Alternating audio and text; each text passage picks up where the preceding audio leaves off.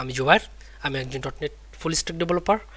গত ভিডিওটাতে আমি আসলে ডটনেটে কীভাবে একটা ভিউ বানাইতে হয় এটা নিয়ে একটা আলোচনা করছিলাম, মানে এসপি ডটনেট করে কীভাবে ভিউ কন্ট্রোলার নিয়ে কাজ করে দেন একটা ভিউতে, রেজোর ভিউতে আসলে কীভাবে একটা ভিউ রেন্ডার করে এটা নিয়ে কাজ করতে দেখাইছিলাম। আজকে মূলত আমরা একটু ব্যাক দিকে যাব, কারণ যে আমাদের মানে যখন আমরা ডিপে কাজ করবো, এখন ভিউ নিয়ে কাজ করতেছি, সো আমাদের একটা মডেল বানাইছি। সো মডেলের ভিতর অনেক কাজগুলো আছে, আমি এর আগে বলতেছিলাম যে এগুলো আমি বলবো। তো সেই জায়গাটায় আমরা চলে আসছি। আজকে যে জিনিসটা দেখাবো, একটু কোডগুলো বড় বড় করি, অনেকের হয়তো কোডগুলো দেখতে সমস্যা হয়। আমরা একটু আমাদের ইসে যাই। এটা হচ্ছে আমাদের প্রজেক্ট। সো এই প্রজেক্টে আমরা যেটা করব সেটা হচ্ছে আমাদের প্রজেক্টের মডেলটায় যাই। আচ্ছা, প্রজেক্টটা ওপেন করি। আচ্ছা, ওপেন আছে। সো আচ্ছা, এখন যেটা বিষয় আমরা যেটা জিনিসটা বলতেছিলাম যে আমরা আসলে মডেলের আমরা অ্যাট্রিবিউট কাজ করবো। তা মডেলের যে অ্যাট্রিবিউটগুলো বলি এটা আমরা কি বলে ডাটা অ্যানিটেশন অ্যাট্রিবিউট। প্রথমে আসলে অ্যাট্রিবিউটটা বোঝা দরকার। আসলে অ্যাট্রিবিউটটা কি? অ্যাট্রিবিউটটা হলো হচ্ছে যে আপনার কোনো কিছুর মানে কোনো কিছু একটা এক্সট্রা ইনফরমেশন দেওয়ার মতো, যে আপনি কোনো কিছুতে স্পেসিফিকই কোনো কিছুতে মানে একটা মানে এক্সট্রা ইনফরমেশন, মানে এরকম একটা স্পেসিফিক অ্যাট্রিবিউট দেওয়া, মানে এই জিনিসটা এটা কাজ করবে এই ধরনের একটা বিষয়। এক কথা হচ্ছে অ্যাডিশনাল ইনফরমেশন দেওয়া। এই প্রপার্টির পর আপনি অ্যাডিশনাল ইনফরমেশন দিবেন, বা এই ক্লাসের পর অ্যাডিশনাল ইনফরমেশন দিবেন। তো এখন অ্যাডিশনাল ইনফরমেশনগুলো আসলে অনেক কিছু হইতে পারে। সো আমরা এখানে দিতে পারি যে এটা অথরাইজ, এই আর এই যেটি অথরাইজ। সো এখানে অথরাইজ পাবে না, কারণ যে এটা অথরাইজের নাই। আমার আছে মাইক্রোসফট অথরাইজ আছে, ইয়েস। সো দেখেন, অথরাইজ অ্যাট্রিবিউটটা দিলাম, তার মানে এটা অথরাইজ ছাড়া যারা হচ্ছে নন অথরাইজ ইউজার তারা ইউজ করতে পারবে না। আবার অ্যালাও অ্যানোনিমাস আছে, এটা বলে অ্যালাও অ্যানোনিমাস, তার মানে এটা লগ ইন ছাড়া, রেজিস্ট্রেশন ছাড়া যে কোনো জিনিসটা ইউজ করতে পারবে। আর এটা অবশ্যই লগ ইন মানে রেজিস্ট্রেশন ইউজার হইতে হবে, এবং রেজিস্ট্রেশন ইউজারটা অবশ্যই মানে লগ ইন থাকতে হবে। তো এইটা আসলে একটা অ্যাট্রিবিউট আর কি। এই বিভিন্ন টাইপের অ্যাট্রিবিউট হইতে পারে। তো আমি জাস্ট দুইটা এক্সাম্পল দিলাম। এটা আমরা ক্লাসের পর বা আমাদের সার্ভিসের পর বা আমাদের কন্ট্রোলের পর এগুলো দিতে পারি।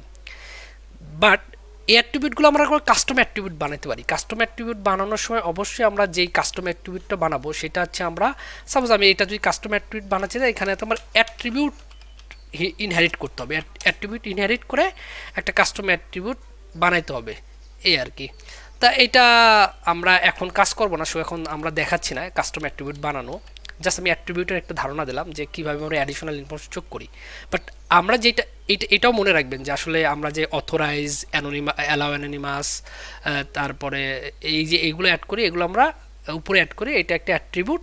বাট আমরা যে মডেলে যে অ্যাট্রিবিউটগুলো অ্যাড করি এটাকে বলে ডাটা অ্যানিটেশন বা ডাটা অ্যানিটেশনের অ্যাট্রিবিউট। আসলে এই একটা প্রপার্টির পর একটা ভ্যালিডেশন অ্যাড করা, প্রপার্টির পর এই যে ভ্যালিডেশনটা অ্যাড করতেছেন সেই জিনিসটা ডাটাবেজে ঠিক ওই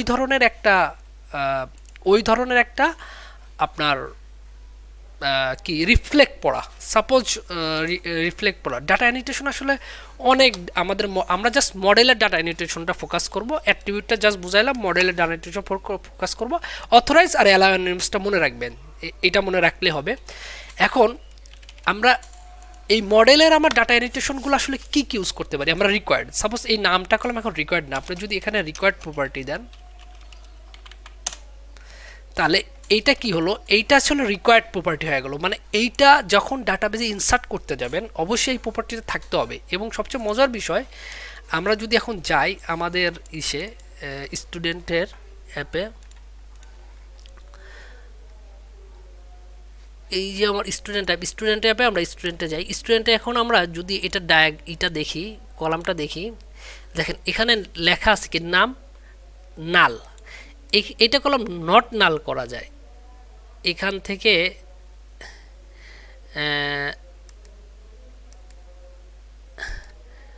এখান থেকে ডিজাইন করা যায়, ডিজাইনে যে মানে আমি দেখাচ্ছি এটা আমরা আসলে ওখান থেকেই করব। এখান থেকে যদি আপনার এই অ্যালাউ নালটা তুলে দেন তাহলে দেখবেন যে এটা এখন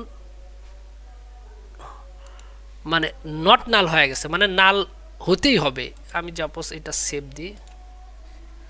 আচ্ছা, এইগুলো এখন সেভ দিতে চাচ্ছি না, কারণ যে আমরা এটা আসলে মাইগ্রেশন দিয়ে করব। So do not save. So এইটা আসলে আসলে কি আপনার, এই যে দেখেন এটা নট নাল, তা এটাও নট নাল হয়ে যাবে। সো এটা আবার দেখেন এন ভার্কার, মানে এখানে হাজার হাজার লাইন অ্যাড হবে। সো আমরা যদি রেকর্ড করলাম, এখন আমাদের না, আমরা অতই করব না, আমরা জাস্ট আছে কিছু ক্যারেক্টার বা মানে কিছু সংখ্যক ক্যারেক্টার বা ওয়ার্ড বা মানে কিছু ক্যারেক্টার ওয়ার্ড ই করবো, সেটা আমরা দেবো। তো এখানে আর একটা অ্যাট্রিবিউট আছে, আপনি মাল্টিপল অ্যাট্রিবিউট অ্যাড করতে পারবেন একটা প্রপার্টি পর। এখানে আছে স্ট্রিং স্ট্রিং লেন্থ যদি আপনি 100 দেন তাহলে সে 100টা অ্যাড হবে। এখানে আছে যে আপনি 100 দিলেন, 100 দিয়ে আবার আছে মিন লেন্থ আছে, কমা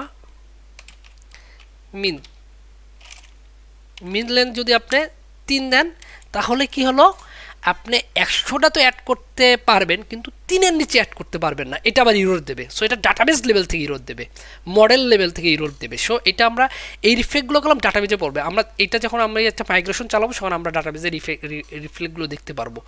দেন আমি বুঝাইলাম যে প্রথম 100 দিলাম, তারপরে মনে হলো যে না 100 ঠিক আছে, আমার 100 না, আমার মেন লেনটা দেবো, তাহলে এইভাবে দেওয়া যেতে পারে।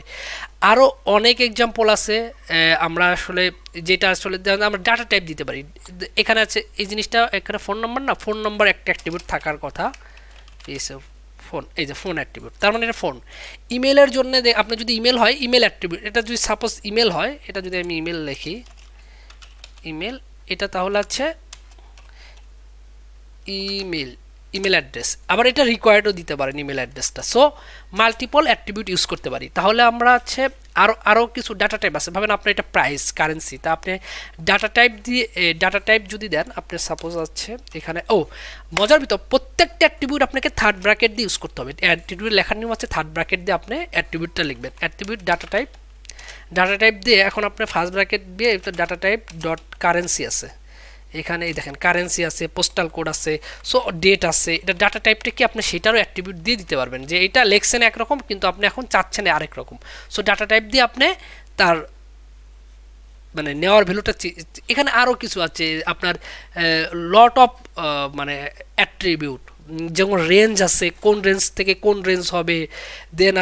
দেন আছে আপনার হিডেন ইনপুট। ভাবেন আপনার এই আইডিটা কেউ যেন না দেখে, এই জন্য আপনি কী করতে পারেন, একটা হিডেন ইনপুট দিতে পারেন। যেন এখানে আছে এই সাইড বলে হিডেন ইনপুট, মানে এইটা হিডেনলি থাকবে, এটা আসলে কেউ দেখতে পারবে না। বাইন্ড প্রপার্টি আছে, বাইন্ড প্রপার্টি আমরা বাইন্ড ইনপুট আছে, বাইন্ড প্রপার্টি আছে। বাইন্ড প্রপার্টি আমরা লট অফ জায়গায় ইউজ করব। বাইন্ড প্রপার্টি আসলে কোথায় ইউজ করি আমরা, বাইন্ড প্রপার্টি যেখানে ইউজ করি, দেখেন আমরা যখন এই জায়গা তৈরি করছি, এখানে আমরা যখন মডেল লিখবো, একটা মডেল লিখবো, মডেলের উপর যদি বাইন্ড প্রপার্টি দিই, তাহলে আসলে কী হবে, একটা বাইন্ড প্রপার্টি আছে, এই প্রপার্টি যদি দিই, তাহলে আমাদের কী হবে, এইটা আসলে ইউআইতে বাইন্ড হবে। আবার ইউআইতে বাইন্ড হওয়ার তো ইউআইতে যখন আপনি ভ্যালুটা সেভ মানে ইনপুট থেকে ভ্যালু নেবেন, যখন সেভ দিবেন, তখন আমার এই ভ্যালুটা আমার পোস্ট মেথডে আসবে।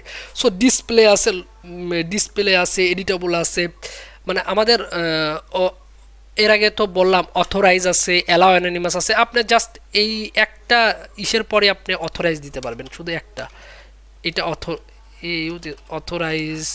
তারপরে হচ্ছে আপনার আবার অ্যালাউ অ্যানোনিমাস দিলে তো অ্যালাউ অ্যানোনিমাস হবে। সো আপনি একটা সাপোজ এই প্রপার্টি লিখছেন, কিন্তু এটা দেখেন ক্লাস নেম, এটা display name column, class name column খুবই বাজে লাগবে। আপনি এখানে কলাম ডিসপ্লে নেমটা সেট করে দিতে পারেন। ডিসপ্লে, এই যে এখান থেকে ডিসপ্লে দিয়ে আপনি এরকম এই যে এখানে দিয়ে এখানে নেম পাবেন, নেম দিয়ে নেমের ভিতর যদি ভ্যালু দিয়ে দেন, নেমের ভিতর যা display name CL as a class name. So এটা কলম সুন্দর আকারে আপনাকে নামটা দেখাবে। আপনি যদি রেজরে কোড যেটা রেখেন, ভিউতে রেজর ভিতর কোড লেখেন, আপনি যদি লেভেলের ভিতর নামটা না চেঞ্জ করতে চান, তাহলে এই নামটাই দেখাবে। সো এইগুলো আসলে সব কিছুতে আমরা অ্যাট্রিবিউটগুলো আমি মোটামুটি একটা ব্রিফ দেওয়ার চেষ্টা করছি, আসলে অ্যাট্রিবিউট কী কাজে ইউজ হয়। সো আমি যেটা করব, আমি জাস্ট আমার যেই প্রপার্টিগুলো চেঞ্জ করছি, আমি জাস্ট এই প্রপার্টি চেঞ্জ করছি। আমি এইটা আসলে যেটা করব, এটা 100 লেন্থ, এই ডিসক্রিপশনটা দেবো আছে আমি 200 ডিসক্রিপশন। আর এই তো, তাহলে দেখি আমার ডাটাবেজে। আর এইটা ফোন নাম্বার রিকোয়ার্ড, এটা আমি রিকোয়ার্ড করে দিলাম ফোন নাম্বার। জাস্ট আমি এইটাতে দেখি যে আমার ডাটাবেজে চেঞ্জ হয় কিনা। সো প্রথমে আমি একটা কী করবো, এখানে অ্যাড মাইগ্রেশন যাব। তো আমার এখানে অ্যাড মাইগ্রেশন দেখাচ্ছে না, tools SQL NuGet package manager setting, package manager console তো আছে। আচ্ছা প্যাকেজ ম্যানেজার কনসোল আছে। সো আমি এখানে যাই, add migration update student student table added attribute added অ্যাট্রিবিউটই দিয়ে রাখলাম। সাপোজ ডাটা অ্যানোটেশন আর লিখলাম না, বিউটি অ্যাট্রিবিউটস। আচ্ছা অ্যাট্রিবিউটস। এখন দেখবেন যে আমার যেই মাইগ্রেশনের ইটা আসতেছে সেখানে দেখবেন যে এরা অ্যাড করছে কলাম, যে অ্যাড করছে যে আপনার কোনটা কি হবে, ম্যাক্স ভ্যালু, স্ট্রিং, তারপরে 200, এগুলো সব অ্যাড করছে। অ্যাড করার পর এখন আমরা আপডেট ডাটাবেস দিয়ে দিই। সো আপডেট ডাটাবেস, এখন আমাদের যেই রেজাল্টটা দেখব সেটা হচ্ছে আমরা এইখানে দেখব। আমরা এটা একটা রিফ্রেশ দিই, তাহলে দেখেন রিফ্রেশে এবার এটা দেখবে কি এই এক্সপ্লেন, আমরা যদি কলামে যাই দেখতে পারবেন এই যে নট নাল 100 এনভারকার। আচ্ছা ডিসক্রিপশন 200 কিন্তু আছে না লেবল, ফোন নাম্বার নট নাল। তাহলে বুঝতে পারছেন যে এটা রিফ্লেক্টটা কোথায় পড়ছে। সো এইটা খুবই ইম্পর্টেন্ট। সো আমরা এটা মনে রাখবো। তা আজকের ভিডিও এই পর্যন্তই। আল্লাহ হাফেজ।